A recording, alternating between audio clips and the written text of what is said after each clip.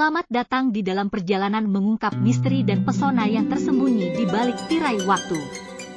Mari kita merentas masa lalu dan memasuki dunia yang megah dan memikat, Kerajaan Pajajaran.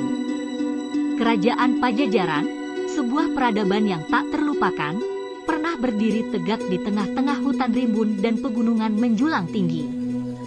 Pada zamannya, kerajaan ini menjadi pusat keagungan dan kebijaksanaan, menggambarkan kekuatan dan kejayaan suatu masa.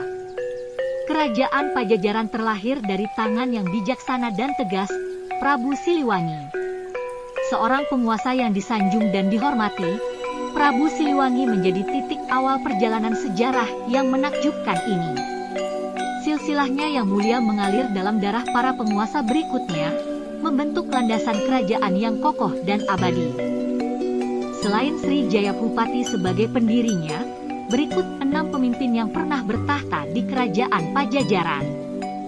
1. Raja Sri Baduga Maharaja 1482-1521. Dia dikenal sebagai Prabu Siliwangi yang memegang tahta di Pakuan. Masa pemerintahannya merupakan masa kejayaan. Banyak pembangunan yang dilakukan untuk membantu kehidupan rakyat. 2. Raja Surawisesa 1521-1535. Dalam masa pemerintahannya, tidak terdapat prestasi yang diraihnya. Namun, tidak mengalami kemunduran juga. 3. Ratu Dewata 1535-1543. Pada masa pemerintahannya selama 8 tahun, terjadi banyak kekacauan. Hal ini disebabkan karena ketidakcakapannya sebagai pemimpin sehingga dia menanggalkan jabatannya. 4. Ratu Sakti 1543-1551. Sama seperti pemimpin sebelumnya, Ratu Sakti hanya menjabat selama 8 tahun. Dalam pemerintahannya, tidak ada kemajuan dan dia tidak disukai rakyat karena sifat borosnya. 5. Ratu Nilakendra 1551-1567. Awal kemunduran kerajaan Pajajaran dimulai saat masa pemerintahannya. Ketika terjadi penyerangan oleh Hasanuddin dari kerajaan Banten, Ratu Nilakendra malah melarikan diri dan melepas jabatannya. 6. Raga Mulia 1567-1579. Tidak jauh dengan kepemimpinan dari sebelumnya, Raga Mulia juga tidak cakap dan menimbulkan banyak kemunduran. Dia berkuasa selama 12 tahun di Pandeglang.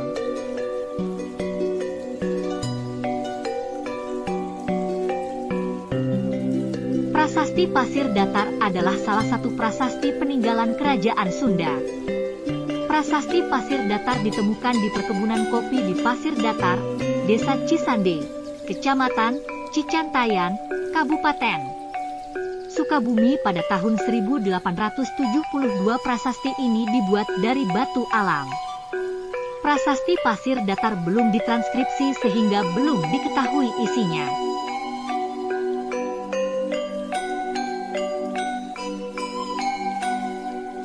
Prasasti Cikapundung adalah salah satu dari prasasti peninggalan Kerajaan Sunda. Prasasti ini ditemukan di kawasan perkebunan Kina Cikapundung, Ujung Berung, Bandung pada tahun 1884. Prasasti ini dipahatkan pada arca tipe megalitik. Prasasti ini isinya pendek, hanya berisi angka tahun 1263-1341 Masehi.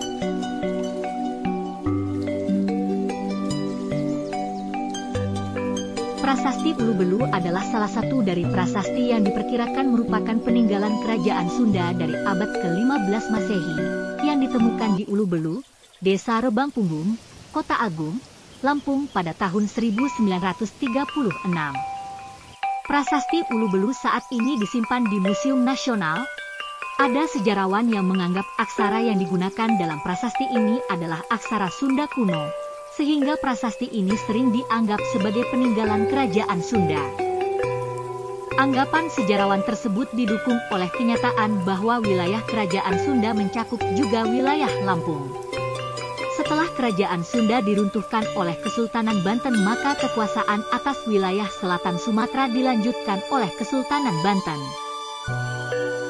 Inilah akhir perjalanan kami melintasi Kerajaan Pajajaran, sebuah kisah yang telah menggetarkan hati dan memperkaya pengetahuan kita tentang masa lalu yang agung. Dalam setiap jejak yang ditinggalkan, kita melihat keberanian, kearifan, dan keindahan yang tak melalui kerajaan ini. Kita belajar tentang kerajaan yang teguh di tengah gemuruh sejarah, dan tentang keberlanjutan tradisi dan warisan budaya yang tak tergoyahkan. Kerajaan Pajajaran, sejauh apapun waktu berlalu, tetap hidup dalam hati dan pikiran kita.